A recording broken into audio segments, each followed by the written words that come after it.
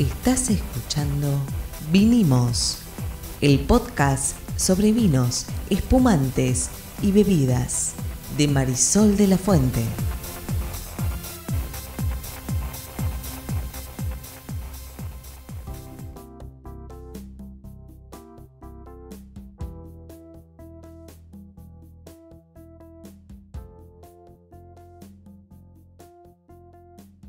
Buenas, soy Marisol de la Fuente y soy Sol Sommelier. Y yo soy Ariel Torres y soy el que hace las preguntas del que no sabe. Y por ejemplo, yo no sé qué son los vinos redondos. Y bueno, de eso vamos a hablar hoy, ¿no? De eso vamos a hablar hoy. ¿Qué es un vino redondo? Bueno, redondo, equilibrado, gordo, flaco, grasoso. Todas esas palabras que se usan en las degustaciones y a la gente le da vergüenza preguntar, porque dice, pregunto esto y quedo como un tonto. O sea, a mí no me daría ninguna vergüenza preguntar, ya me conoces, solo que les sugeriría tal vez otras palabras del idioma español que es tan bello, es posiblemente uno de los idiomas más perfectos que existen, pero redondo, en serio, un vino no puede ser redondo, la botella puede ser redonda, pero no puede el vino ser redondo, no me jodan. Bueno, va la explicación de la redondez y a partir de ahí... Perdón, quiero aclarar una cosa. A ver, aclare. ¿Es esférico? Perdón, ¿es redondo o es esférico? Es redondo. No es esférico. No, es esférico. Ok, muy bien. No es lo mismo. ¿De qué estoy hablando? ¿Es circular? No, es redondo. Redondo no es lo mismo que circular no, para es vos. Redondo. Ok, es esférico. Redondo. Y hago gesto mientras se lo digo. Redondo. Okay. No sé qué es un vino redondo. La verdad nunca los entendí a ustedes cuando dicen que un vino es redondo. A veces dicen redondo y es redondito, lo que a uno le hace pensar, ya que usan el diminutivo, que no es del todo redondo, es redondito.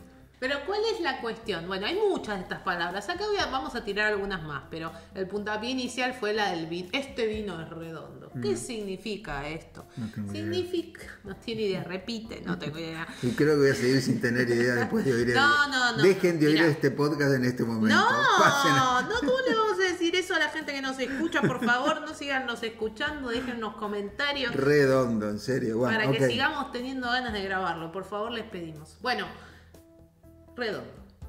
¿Qué significa? Alcohol, tanino y acidez. Uh-huh. Triangular, ahora entendí. Un vino es triangular. Es verdad, un redondel es en realidad... la conexión de las aristas... Claro, si vos empezás a multiplicar el número de rayitas de un triángulo, pasa a ser un cuadrado y seguís agregando rayitas, te queda redondo. Pero acá tenés 3 factores nada más. Bueno, ¿por qué no dicen que es triangular? Porque triangular suena que tiene aristas. Ajá. No, redondo es armonioso. ¿Qué quiere decir esto? ¿Y por qué no dicen armonioso en lugar de redondo? Porque también decimos armonioso. Pero y también decimos equilibrado. Para no caer en redundancia, inventaron redondo. Muy bien. Ok. Yo no lo inventé. Yo está te bien, estoy hablando acá de la terminología sommelieril que muchos de nuestros oyentes seguro habitualmente oyen en las degustaciones y así una sucesión de palabras que no saben qué corno le están queriendo Mientras decir. le dicen al que vino con ellos de la degustación, che, ¿qué quiere decir un vino redondo? No tengo la menor idea. Sigamos. Por ahí lo explica, bueno, se los va a explicar Marisol ahora. Bueno, hay tres componentes, alcohol, taninos y acidez. Estamos hablando de tinto. Decilo de nuevo. Alcohol, tanino y acidez. Muy bien. Y estamos hablando de tinto, porque ya sabemos que el blanco no tiene tanino, tiene solo alcohol y acidez. O sea, un vino blanco no puede ser redondo. Puede serlo, pero menos. En realidad, redondito. No me deja explicar, ¿se dan cuenta? Puede ser equilibrado un vino blanco, pero no redondo. Pucha, digo. La cuestión acá es por qué uno dice redondo. ¿Por qué? Porque ninguno de estos 3 elementos se destaca por encima de los otros. Si vos tenés un vino donde el tanino está excesivamente marcado o muy verde, te patea la encía, no hay equilibrio. ¿Vos ves el tanino verde? ¿Eh? ¿Vos ves el tanino verde? No, es una sensación táctil en la boca. Ok, está bien. Estamos hablando de texturas, estamos hablando de sensación táctil. Bueno, simplifiquemos, porque si no de redondo vamos a pasar a una sinestesia que nadie va a entender. O sea, si vos tenés un tanino muy marcado y los otros 2 factores menos, entonces no es redondo el vino. Exacto, o lo mismo pasa con el alcohol, siento el alcohol, me quema, malísimo para un vino, salvo que lo estemos tomando caliente. Ahí el alcohol, o sea que un vino nunca puede ser redondo si está caliente. Un vino en realidad, si se toma su temperatura correcta y aún así alguna de estas 3 variables nos molesta, podemos decir que no es un vino equilibrado. Entonces, si me molesta el alcohol o si la acidez me pincha, me pica acá en la boca, tenemos un problema. Entonces, cuando hablamos de redondez, cuando hablamos de equilibrio, estamos hablando de que estos tres elementos estén en armonía. ¿Por qué? Porque la acidez es fundamental en el vino, pero excesivamente me va a molestar. ¿Por qué es fundamental la acidez en el vino? Todos los vinos tienen acidez. ¿Por qué?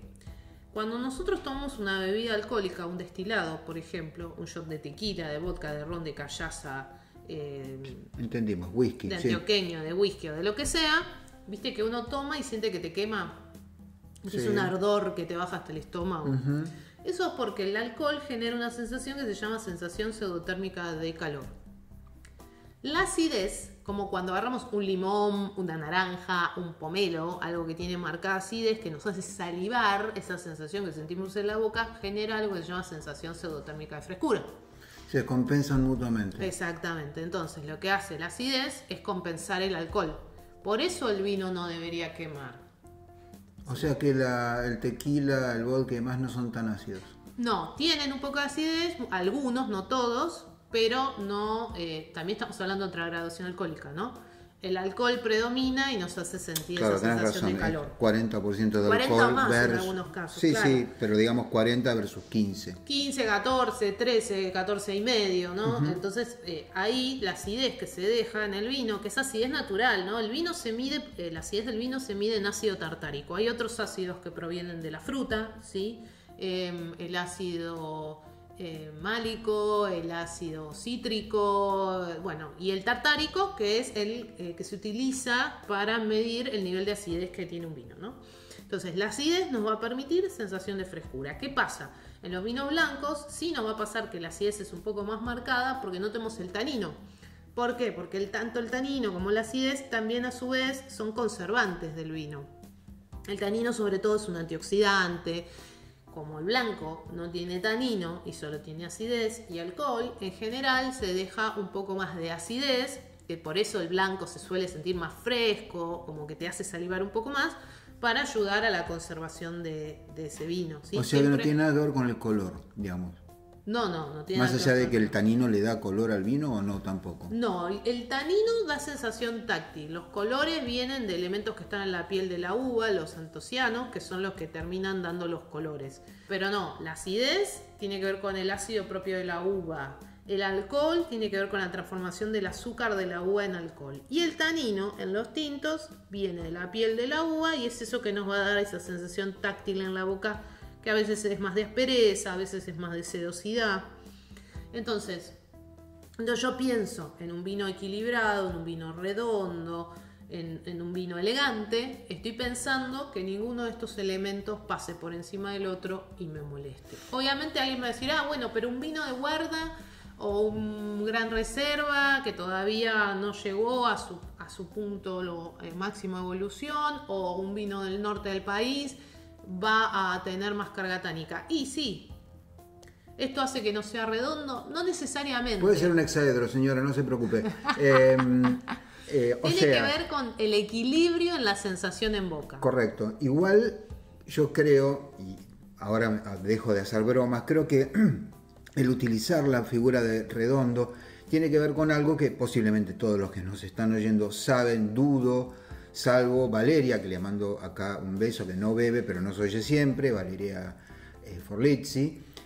Todos toman vino, de modo que conocen la experiencia de beber vino, y es claro que cuando un vino está equilibrado te parece en boca redondo, efectivamente. O sea, hay algo de la percepción que es muy difícil de expresar. Uh-huh. Uno tiene que limitarse a las palabras que existen en el español, que por fortuna son muchas, y termina diciendo que es redondo, y está bien. Equilibrado no es exactamente lo mismo que redondo respecto de lo que uno siente cuando toma una copa de vino, de esos vinos perfectos, donde nada está por encima de lo demás. Nada se destaca. Es la definición de clásico en música. Cuando vos decís un clásico es porque lo romántico, lo apasionado y lo racional están en equilibrio. Correcto. Entonces, de golpe vos tenés que hay músicos que se los llama clásicos, muchos. En realidad ese músico es un músico barroco, no tiene nada que ver con lo clásico. Por ahí hay un clásico que en realidad es un tipo recontra romántico.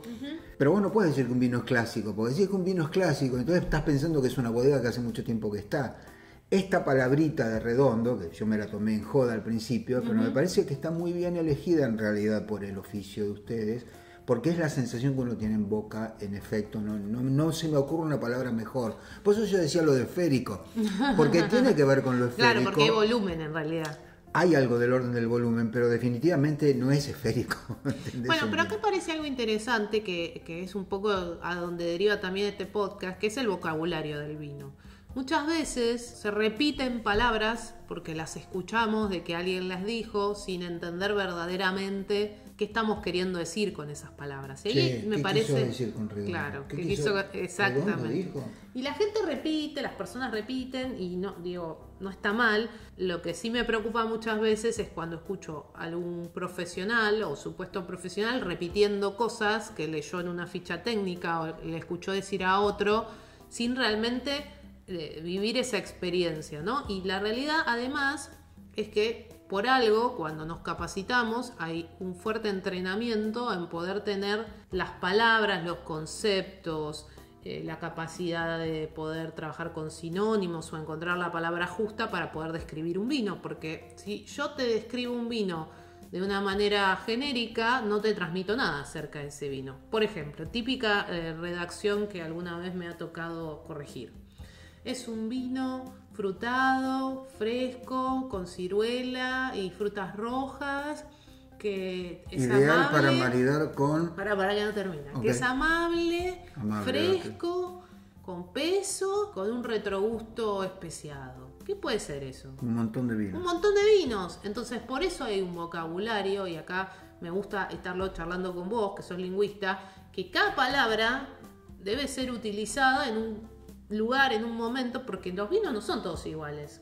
Si yo repito estas palabras, igual que si está rico, y bueno, la verdad que nos están faltando herramientas para poder comunicar. Obviamente esto lo arrancamos con lo de vino redondo porque era simpático, pero hablando de la boca y el volumen, vos decías esto, bueno, en realidad es esférico porque se expande. Bueno, yo te podría decir, bueno, pero puede ser vertical o horizontal. Y vos decís, ¿cómo vertical o horizontal? Y si es un vino liviano, que fluye, que pasa rápido porque por ahí es más joven. Vertical. Yo te voy a decir que es vertical. ¿Sí? ¿Por qué? Y bueno, es vertical porque pasa rápido. Mientras que si es horizontal, te voy a decir que es horizontal porque se expande dentro de la boca. Y ahí aparece el concepto de lo esférico, ¿no? Que vos mencionabas antes. Sí. ¿Qué otras palabras raras hay?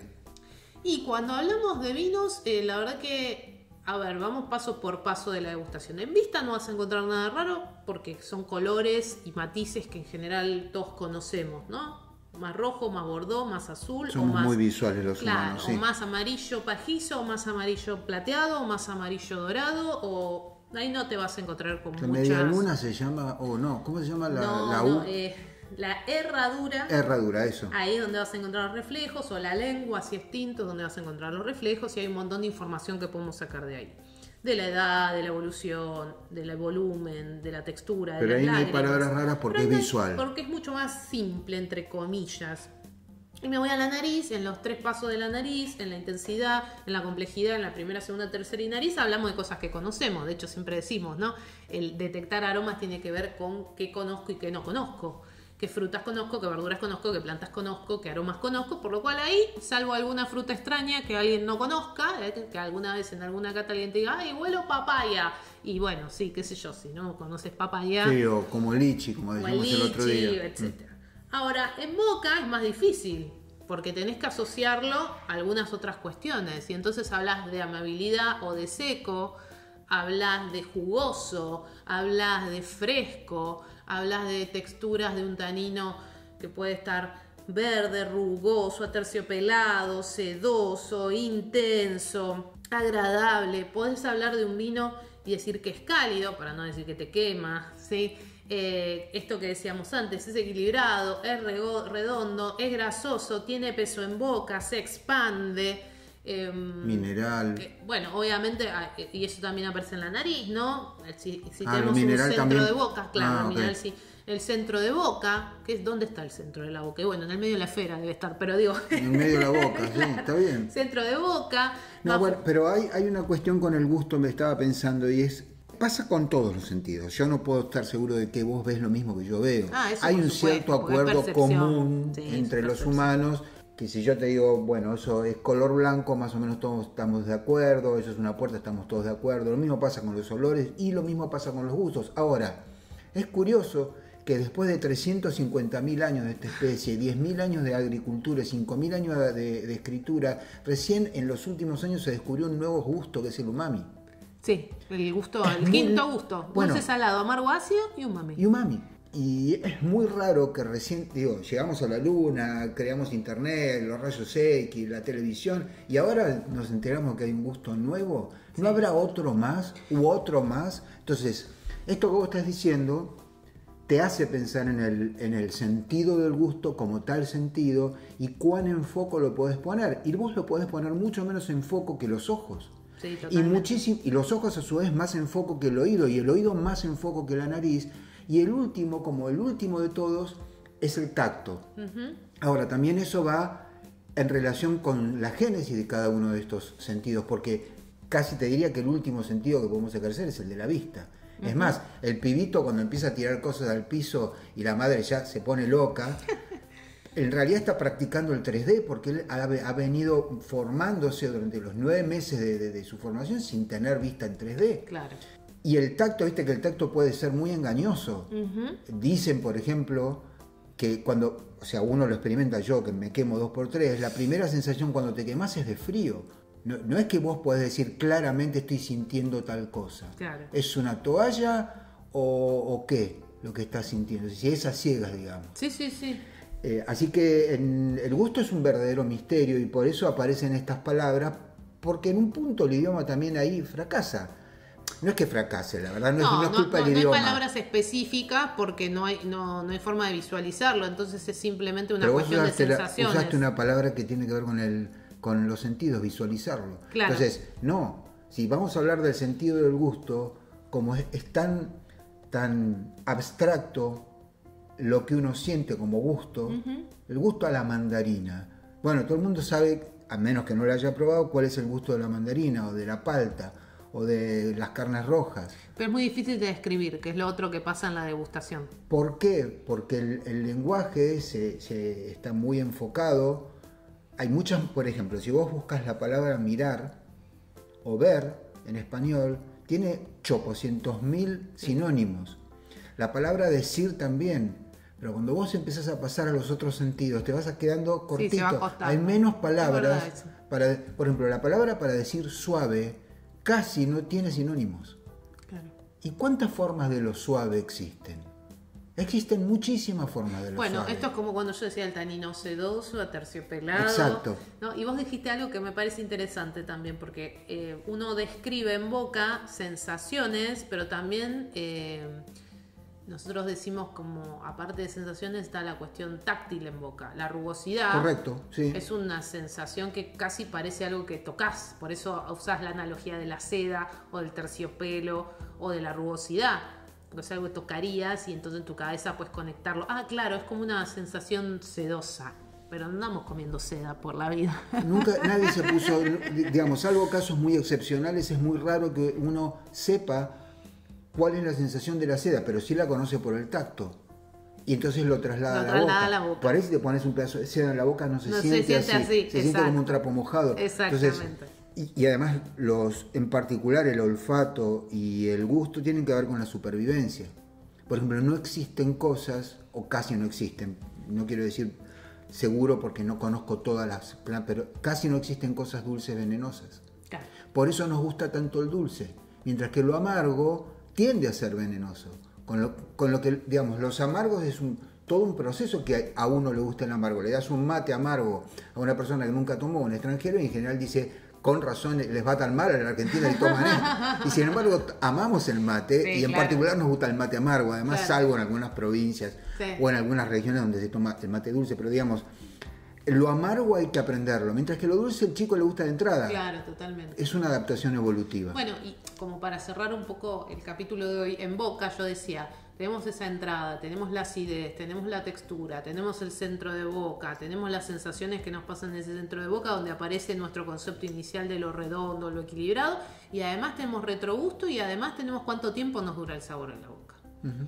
Entonces, en todas esas descripciones, ahí es donde aparecen muchísimas palabras que para mí, por lo menos, hay que usar con cuidado, entre comillas, cuando describimos un vino, porque es lo que va a formar en la cabeza de quien nos está escuchando una percepción o una descripción que posiblemente esa persona después vaya a repetir. Entonces, por lo menos yo, como sommelier, cuando describo un vino en una cata técnica o en una charla donde están más interesados en conocer las características propias de un vino, trato de usar o de elegir ciertas palabras que me hablen específicamente de lo que ese vino transmite, para que el otro también se pueda hacer una percepción clara usando todas estas analogías de qué tipo de vino está tomando. Y esto es referéndum, obviamente, de que la experiencia de ese vino en particular es irreemplazable. Totalmente. Esto es algo que es interesante, porque el laburo del sommelier tiene que ver con tratar de describir algo que en realidad es intransferible. Exactamente. O es muy difícil de compartir, digamos. Sí, pero cuanto más te acercás, mejor sommelier sos. Esta es la cuestión, digamos. Vos sabés que yo no tengo problema en decir esto es mejor que lo otro, o peor que lo otro, etcétera. Es mucho más difícil lo que hacen los sommeliers de lo que parece. Esto se llama... Vinimos. Vinimos, claro que sí. Nos vemos en el próximo capítulo. Chau, chau.